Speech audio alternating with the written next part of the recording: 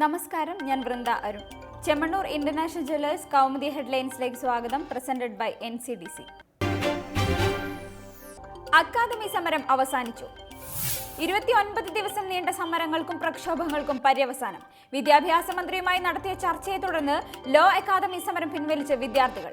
എല്ലാ യോഗ്യതയുമുള്ള കാലാവധിയില്ലാത്ത പ്രിൻസിപ്പലിനെ നിയമിക്കാമെന്ന സർക്കാർ വ്യവസ്ഥ സ്വാഗതാർഹമെന്ന് സംയുക്ത സമരസമിതി. പുതിയ പ്രിൻസിപ്പലിനെ മാറ്റാൻ മാനേജ്മെന്റ് ശ്രമിച്ചാൽ സർക്കാർ ഇടപെടുമെന്ന് വിദ്യാഭ്യാസ മന്ത്രി. സമരം പിൻവലിച്ച സാഹചര്യത്തിൽ തിങ്കളാഴ്ച മുതൽ ക്ലാസ് തുടങ്ങുമെന്നും വിശദീകരണം. വിദ്യാർത്ഥികളുടെ ആവശ്യങ്ങൾ അംഗീകരിച്ചതിനാൽ നിരാഹാര സമരം അവസാനിപ്പിക്കുന്നതായി BJPയും കോൺഗ്രസും. അതേസമയം ഭൂമി കയ്യേറ്റത്തിൽ റവന്യൂ മന്ത്രി സർക്കാരിന് കൈമാറിയ റിപ്പോർട്ട് മന്ത്രിസഭായോഗം പരിഗണിച്ചില്ല. ജില്ലാ കളക്ടർ വെങ്കടേശപതി തയ്യാറാക്കിയ റിപ്പോർട്ടിൽ ലോ അക്കാദമിക്ക് സർക്കാർ നൽകിയ ഭൂമിയിൽ പകുതിയിലധികം തിരിച്ചെടുക്കാമെന്ന് റവന്യൂ സെക്രട്ടറിയുടെ ശുപാർശ. സമ്മേളനത്തിന് ശുപാർശ. 14ാം നിയമസഭയുടെ ബഡ്ജറ്റ് സമ്മേളനം ഫെബ്രുവരി 23-ന് ആരംഭിക്കാൻ ഗവർണർക്ക് മന്ത്രിസഭാ ശുപാർശ. P. സദാശിവത്തിന്റെ നയപ്രഖ്യാപനത്തോടെ ആരംഭിക്കുന്ന സമ്മേളനത്തിൽ ധനമന്ത്രി തോമസ് ഐസക് ബഡ്ജറ്റ് അവതരിപ്പിക്കുക മാർച്ച് 3-ന്. 2017-18 സാമ്പത്തിക വർഷത്തേക്ക് മന്ത്രിസഭായോഗം അംഗീകാരം നൽകിയത് 26,500 കോടിയുടെ വാർഷിക പദ്ധതിക്ക്. മുൻ വർഷത്തേക്കാൾ 2,500 കോടിയുടെ വർധന. കിഫ്ബി ഓഫീസിന്റെ ഭരണപരമായ ഘടനയ്ക്കും സ്റ്റാഫ് പാറ്റേണിനും മന്ത്രിസഭായോഗം അനുമതി നൽകി. കസേരയിൽ പിടിവലി. തമിഴ്നാട്ടിൽ ഭരണപ്രതിസന്ധി രൂക്ഷമാക്കി പനീർശെൽവവും ശശികലയും നേർക്കുനേർ ഏറ്റുമുട്ടലിന്.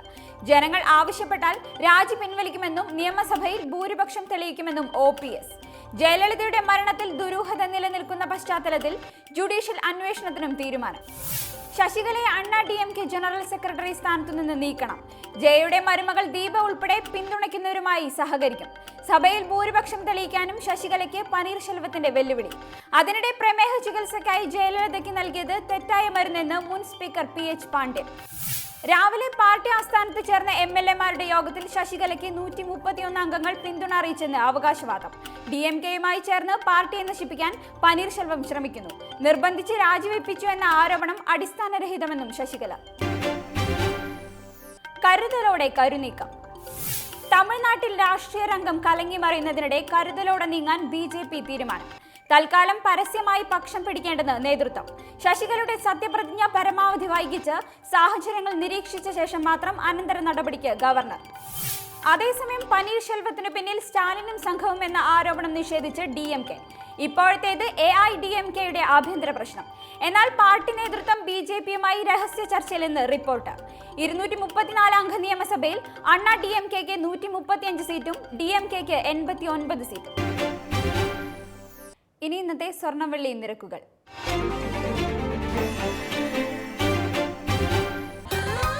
ദുബായ് ഗോൾഡ് ആൻഡ് ഡയമണ്ട് സ്വർണ്ണവെള്ളി നിരക്കുകൾ നിങ്ങൾക്കായി അവതരിപ്പിക്കുന്നത് Dubai gold and diamonds, India, UAE, Oman, Bahrain. സ്വർണം ഗ്രാമിന് 2,770 രൂപ, പവൻ 22,160 രൂപ, വെള്ളി ഗ്രാമിന് 49 രൂപ.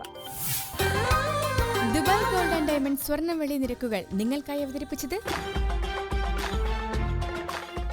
Dubai gold and diamonds, India, UAE, Oman, Bahrain. Chemmanur international jewellers Kaumudi headlines presented by NCDC സമാപിക്കുന്നു. അടുത്ത ഹെഡ്ലൈൻസ് വൈകിട്ട് 5:30. നമസ്കാരം.